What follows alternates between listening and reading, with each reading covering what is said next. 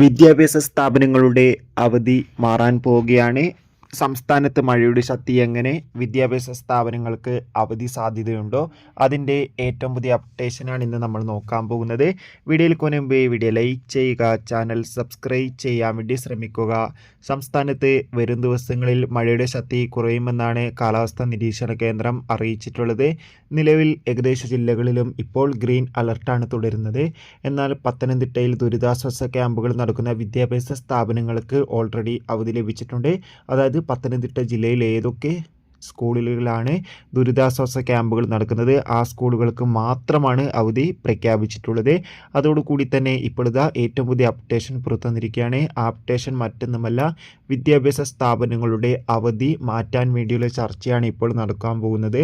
ഇപ്പോൾ കിട്ടുന്ന അപ്ഡേഷൻ പ്രകാരം അടുത്ത അവധി ജൂൺ ജൂലൈ മാസം മുതൽ ആരംഭിക്കുമെന്നും ഏപ്രിൽ മെയ് മാസങ്ങളിൽ പ്രവൃത്തി ദിവസമായിരിക്കുമെന്നാണ് റിപ്പോർട്ടുകൾ സൂചിപ്പിക്കുന്നത്. കാത്തിരിക്കാം. Bye bye.